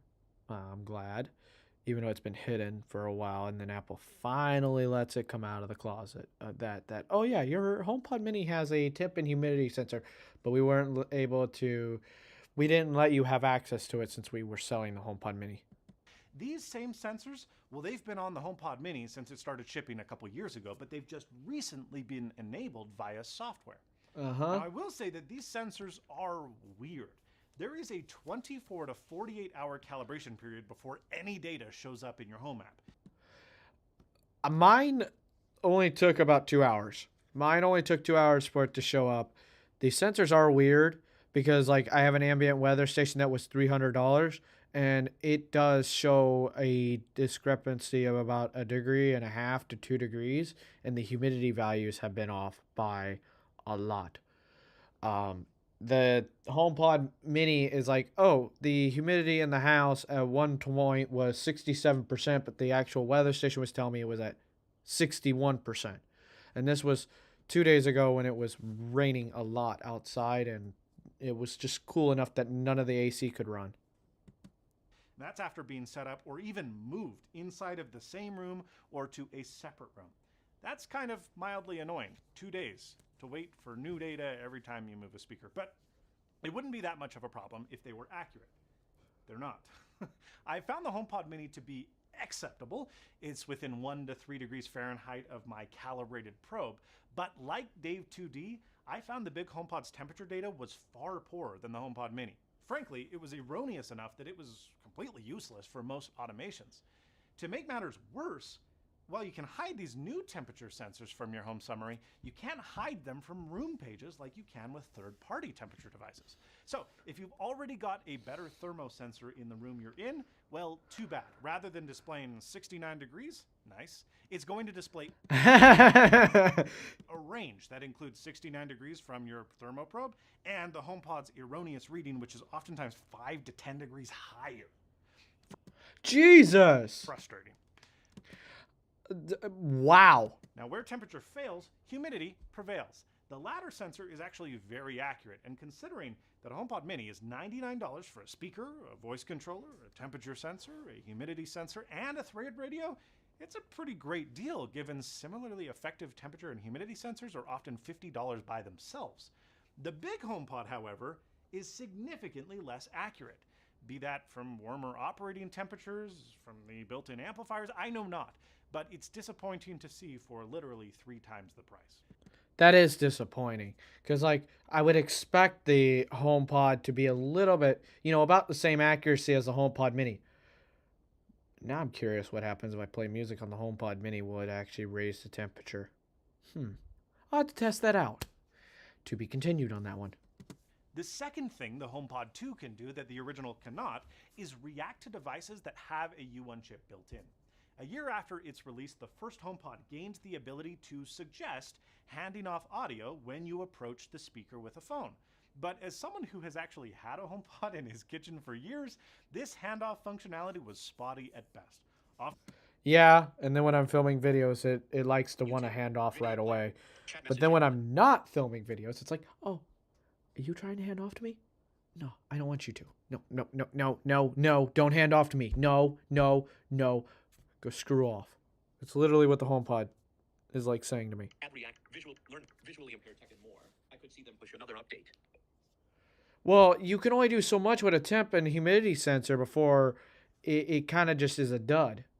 You can only do so much calibration.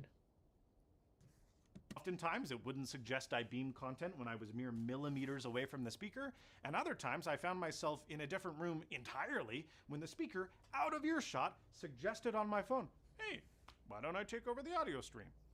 No. I've had my HomePod Mini go off and actually call someone with, like, I was talking to a friend out here in the kitchen, and it was like, I'm like 400 feet away plus, away from the HomePod Mini, and it decides, okay, I'm going to call one of your friends. I did not ask you to make a phone call. And it made a phone call with my Verizon line and not my T-Mobile line to the person. So the person probably thought they were getting a scam call. Lovely. The new HomePod does as its little brother, the HomePod Mini, does, wherein not only does the phone automatically pass off once you've held the phone close enough above the speaker, but your lock screen and dynamic island, if you've got an iPhone 14, will actually display the HomePod's controls as you get close to it. If you move to another room with another HomePod, that present room speaker will take over the card view on your phone. It's really pretty cool, and the new HomePod that is iterates pretty cool. on the HomePod Mini by gradually increasing the display light brightness on the HomePod itself and presenting increasingly stronger haptics on your phone as you get closer and closer to the speaker before it finally beams the content over. It's a small touch, but it's really nice. The HomePod Mini does not do this. Damn it. Every other feature, and I mean literally every other feature, like the home intercom, daily Siri updates, multi-user support, multiple timers, which the iPhone still doesn't frickin' support, lossless and Dolby Atmos playback, recurring home automations, what else? Like confirmation tones, which recently came in more. Those have all been brought to the original HomePod over the years, a device that is still currently supported to this day and receiving updates. And while those new features have made the original HomePod far more compelling than it was when I reviewed it at launch 5 years ago, it has done so at the expense of consistency and speed. While my first-gen kitchen speaker has avoided the litany of reliability issues that have befallen many a HomePod, it has not escaped the death grip of time. When the OG HomePod is working as it should be, it's every bit as fast as the new one, and frankly, sometimes faster. Take a look. Oh. Hey Siri, what's the weather for the next week? The weather forecast next week will start out with snow, followed by partly cloudy skies. And Hey Siri, how old is Bill Clinton? Bill Clinton is 76 Bill years Clinton old. is 76 years old. Wow. Hey Siri, how long does it take to get to Best Buy in Murray? Traffic to Best Buy is light, so it should take 17 minutes via I-15 south. See? That was weird. That audio was trippy. All right, that was the first thing. The second thing, wow, the older HomePod responds quicker than the newer one. The problem is consistency. Anyone Consistency who is owns a HomePod key. knows that frequently it'll take literally, I'm not exaggerating, 10 to 15 seconds to process and then subsequently fail a task that it can perform. It'll tell you to ask again from your iPhone because, oh, I can't do that here. It won't hear you beckon it over mid-range ambient noise, but it will also mistakenly think that you've called out to it when you haven't. It'll say that it has triggered HomeKit scenes, but then... I've had that happen where it does an action when I didn't say nothing. Doesn't. Your lights are all still turned on. And the worst part is that after it fails, you can ask it again the exact same way, and it'll go, oh yeah, okay, and it does it correctly. It's reliably unreliable. Yeah. The new HomePod, thankfully, follows in the footsteps of the HomePod Mini, achieving a significantly higher success rate. Now, it's still not perfect. I've gotten long delays and query failures, but they're rare. 1 in 30 requests rather than 1 in 3. Ooh, 1 in 3. That's a high ratio, but 1 in 30 is a lot better. That's a lot. That's a lot better ratio than Chat message input. Chat public. than other stuff. Now, Siri is still as dumb as a bag of hammers. It's not any smart. Siri is as dumb as a bag of hammers. Yep, true. Smarter, and it doesn't do half of what you will ask it to. But as long as you know how and what to ask, how to talk to Siri, it will respond successfully on the new HomePod. But Quinn, don't insult Siri like that. A bag of hammers are actually pretty useful. And from further away than the original was ever capable of hearing you, despite having fewer microphones, which is excellent. It makes the experience so much less frustrating. In November 2020, HomePod version 14.2 added the ability to connect one or more HomePod devices to an Apple TV 4K and make them the default audio output when using an Apple TV. And while sometimes it took a second or so before playing or resuming content to account for AirPlay latency, it actually worked really well. A short while later, Apple even added the ability to use the Apple TV itself as an audio return channel. So, for example, you could play a game on your PlayStation, have audio go through HDMI into the TV, and then the audio would go out of the TV via HDMI to the Apple TV, which would then be airplayed to a pair of HomePods. Oh, Now, wow. with the original HomePod, there was a measured latency of about 120 milliseconds, which was enough to bother me. I don't know what kind of wizardry the new HomePod version 2 is doing, because it's still running on AirPlay 2, but the latency is much, much lower. And unless I'm really paying attention to it, it's really difficult to perceive any delay at all. It works fantastically. And as television speakers, a stereo pair of HomePods do a surprisingly good job, particularly with spoken word being able to use the speaker's DSPs to virtualize a center channel crazy well. There's no speaker in the middle, but it sounds like there is. I have to think all of this work means something, that Apple's working on some home theater soundbar thing we don't understand, because the number of people that are actually going to be doing this is very, very little. Now, I do find that masculine and lower register dialogue is a bit too boomy for my taste when listening with HomePods, especially when contrasted with something like the Sonos Arc. It's a little bit, sometimes it feels like you've thrown a fabric over the speakers, but Wow. That quality control didn't sound well. No. Oh, hell. That was broken. frankly, it's pretty close, and for several $100s less money than the Sonos Arc. But where the HomePods fall apart is Atmos content. Two speakers can really only do so much to emulate many speakers, and while content is watchable, Atmos audio through the HomePods is just a little bit too kind of Hall effect, echoey, super processed and unnatural for my taste. And the virtualized surround effect is frankly just unconvincing. I'm sticking to the Sonos Arc for all my home theater needs, but one area where soundbars are notoriously bad, where they struggle and the HomePods definitely excel, is when playing back music. If you've watched other HomePod 2 reviews either on YouTube or read them elsewhere, you've likely heard one of two common opinions concerning the sound on the new HomePod. That either A, it is indistinguishable from the originals, or if not that, very similar, or two, that the new one sucks. As a sheepish audiophile, let me provide a little bit of a different viewpoint. For starters, the HomePod 2 does sound quite a bit different from the original. Yeah, I saw a few people saying that the new HomePod does the audio is not as good as the old one. What if anyone does have HomePods that are in my chat, the new HomePod, the big HomePod, not the HomePod mini. What is y'all's take on it? And if you don't, well, you can add your opinions too. It's greatly appreciated. Because I'll be curious what y'all think about it too. How cold is it outside? Because this heat should not be running. Because it is sunny. This house is good at attracting the heat from the sun. It's 59 out. It means this unit really had a hard time keeping up. Damn. It's almost 60 outside and the heat's still trying to run. Wow. Continuing.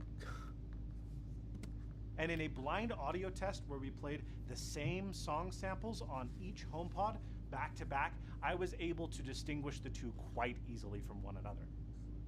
I can already tell just from that bass line. It's the one playing right now, this is the new one, right?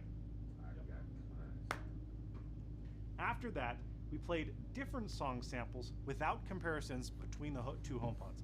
I just had to hear a song and then guess which generation of HomePod it was. This is the new one. Old one, huh? Wow. Oh, that's a lot snap. harder than without a comparison. Play that song out of curiosity on the new one. And while I was more accurate than statistical chance, certain genres were just frankly much harder to guess than others.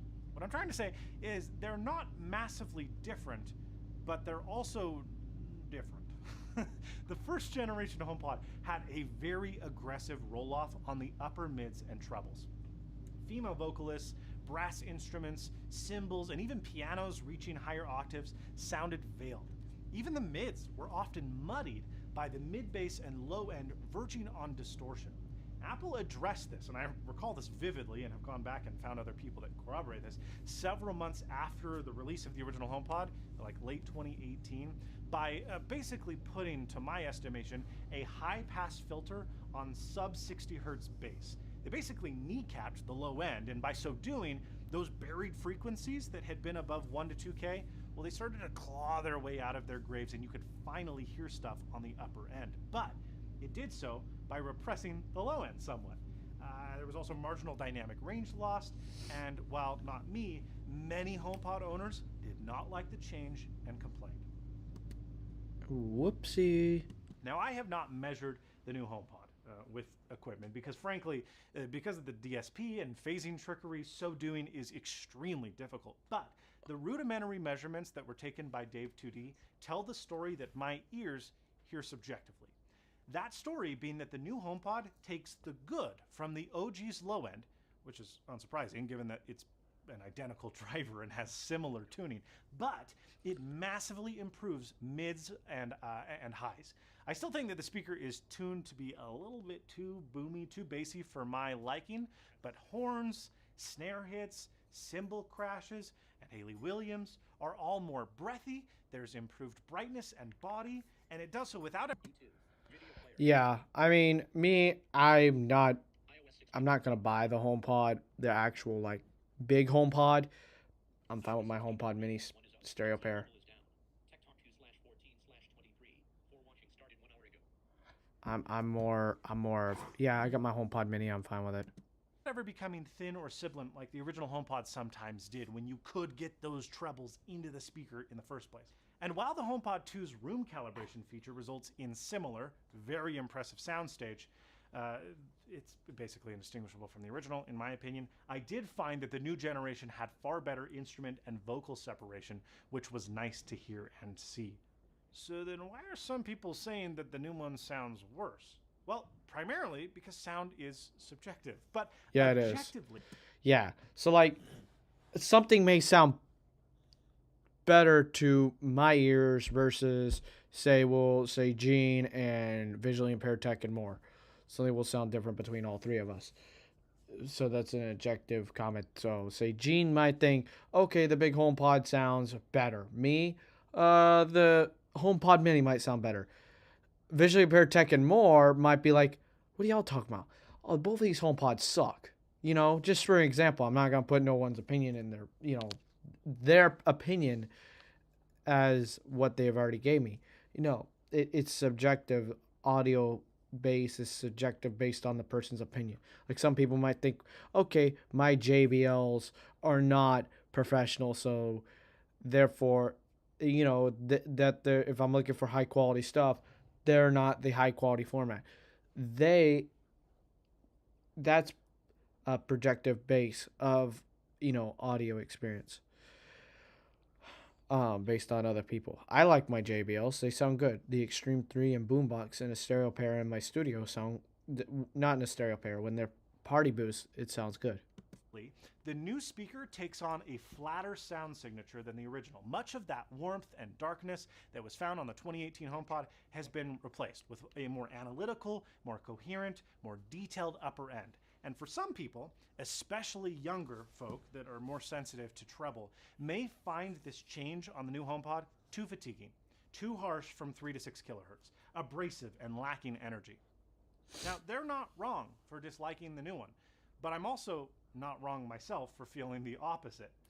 I do think that at the end of the day, most people, and by most I mean 90%, would find that after using HomePod 2 for a few days, they wouldn't want to go back to the first gen if they heard it again. And after rumors speculating the reduction in driver quantity was a cost-cutting measure that would result in poor tonal performance, I'm really happy to report that that is not the case. It's a nice improvement and a better speaker than the original. That being said, no matter how good your signal processing, and the HomePod is amazing, no matter how excellent your room analysis, the HomePod is amazing, you cannot best physics. A Sonos 5, for example, has 3 mid-range woofers at 4 inches. I didn't fart, that was the chair, trust me. There are 2... has 3 mid-range woofers at 4 inches. I didn't fart, that was the chair, trust me. There are... Okay, I'll trust you. But so the Sonos 5, yeah, at 4 inches subwoof. Two side-firing 20mm tweeters, and there's a 22mm center with a board that houses 6 individual Class D amplifiers for every single driver. The Sonos has a less sophisticated DSP. It's $50 less expensive, the drivers themselves are probably less expensive, and it has fewer drivers overall. The 4th gen Echo is awesome. That was a side note from Gene. What he was saying, he uses the Echo in the Google Nest. But it doesn't matter. It destroys the HomePods 2 even when they're in a stereo pair. Size wins, displacement is king. The Sonos 5 is a better speaker. That is Furthermore, true. the Sonos also appears as an AirPlay device, and it can also be controlled via Siri. And if you don't And AirPlay, you get high-res lossless support because it's going over Wi-Fi. It's not going over Bluetooth. care about native smart device support, there are dozens of traditional stereo speakers under $500 that sound vastly superior to both the HomePod and the Sonos. And for $80, well, you can get an adapter that turns just about anything into an AirPlay speaker. Yeah, I forgot about that too. So I could turn my JBL system into an AirPlay system if I really wanted to. So if these options exist, why would anyone buy a HomePod? Because just like its predecessor, the HomePod 2 is a marvel of engineering. Never before has there been a speaker this diminutive that sounds this good. There's no need to be concerned with acoustics or room placement. You just plop it down and it optimizes itself to your space. There's no calibration mode. It just does it automatically in the background. You don't even know. And unlike the Sonos, its radial driver placement, 360 degrees those tweeters are aligned, it allows you to put a single HomePod in the center of a room and have it sound directional, the same, from any position, which is unbelievable. That is actually pretty cool. It is the ultimate party speaker. It is a device that will not dominate small apartments. It seamlessly integrates into the Apple ecosystem for those that are invested in it. It's not perfect, and it's definitely not the best value, but it is very good and it is not overpriced. It's still not the product for me, but while I had a hard Neither time me recommending either. the original HomePod to anyone in 2018, in 2023, the HomePod 2 will be enjoyed by just about everyone that tries it. Well, folks, let me know in the comments down below if you own an old HomePod, if you've bought new HomePods, if you're happy with the HomePod Mini. I'd love to hear what you have to say. Thank you so much for watching, and as always, stay snazzy. Well, like he said, let me know what y'all think down below. Or did y'all get a HomePod, or y'all got a HomePod Mini, or are you fine with the Echo or Google Home alike? Voiceover on system settings. I'm curious. Status menu. Coconut OBS Studio. Let Status me menu. shush Coconut Cloud voiceover Network. up. Shortcuts. Time machine 100%. Application heading external headphones 50%. There, so y'all don't have to hear it. Yeah, I shush it all up. So, who cares what y'all think about that? I use Amazon Alexa and the Google Nest. So GG Junior writes in, I use the Amazon Alexa system and Nest, the Google Home Nest. I have an Echo in the studio, and I'm making sure it can't hear me and trigger and go off and be like, I want to chat. No, we're not having that. But I've been streaming for about 2 hours roughly. I'm going to wrap this up. Final thoughts, put them in the comments. We'll wrap this up at 9:40 a.m. Eastern, which will be 6:40 a.m. on the West Coast. Let me know if y'all like these morning broadcasts. If you like the afternoon/evening ones, let me know. I'll try to experiment and see what, our view ratios and all that, and check all this stuff out. I know I did one Saturday night and not a lot of people watched, and it is Valentine's Day, so I know a lot of people are not going to be that active, but let me know if you're watching this after it is live. If you missed it, please leave a comment down below and hashtag replay crew. Y'all are awesome to watch this. If you are falling asleep to it, hope you have a wonderful sleep. And if you are just waking up listening to my stuff, good morning, good day. If y'all are on the over in the UK right now, it is in the middle of the afternoon. It is currently, like I said, good morning to the United States and Canada and Mexico. Oh, I know it's early for some people, and I didn't want to stream around noon because I have to do stuff, and I'll be busy this afternoon. On Wednesday, I have an AC being delivered in the afternoon and stuff like that.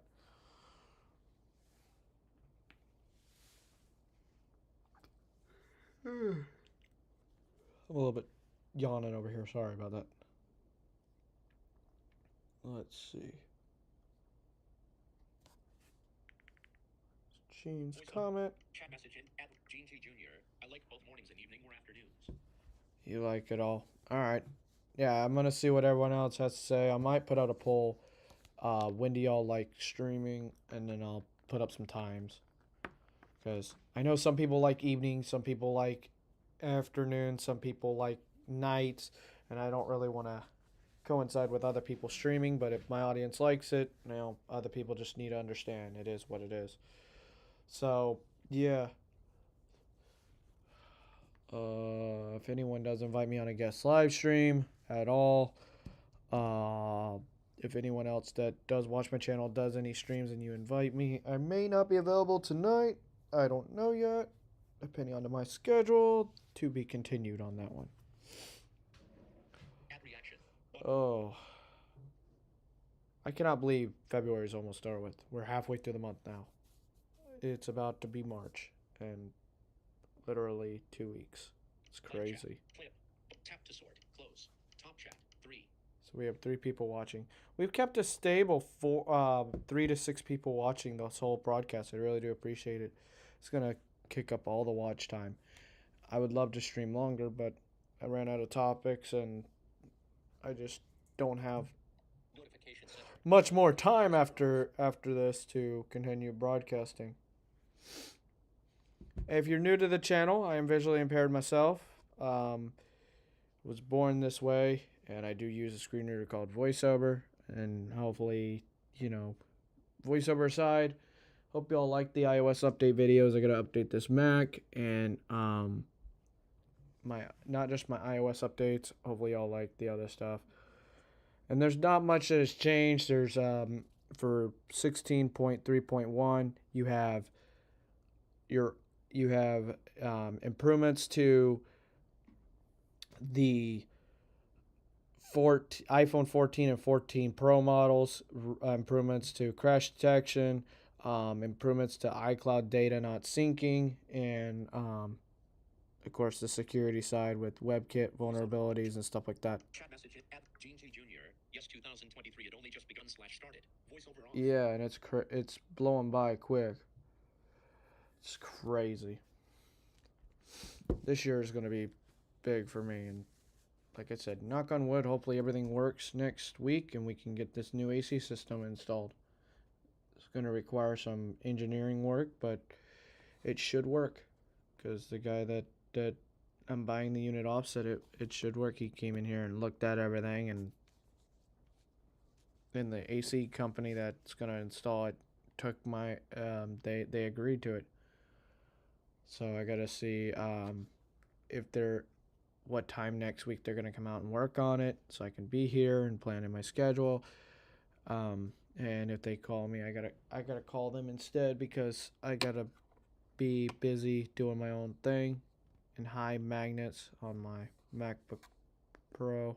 It's connecting to my AirPod, my earbuds.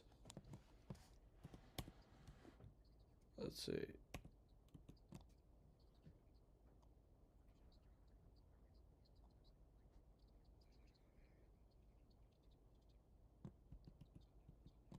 So there's no learn more list with this Mac update. So yeah, it's annoying.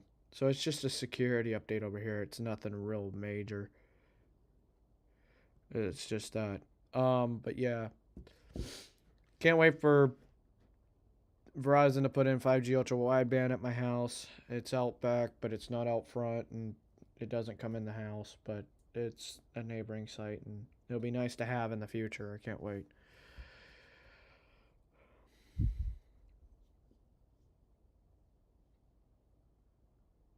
But I do appreciate everyone for watching, and I will see y'all in a future broadcast. Thank you to Gene. Thank you to Visually Impaired Tech and More. Thank you to, let's go down to see who chatted. Lavendi, Voiceover, YouTube, our moderator.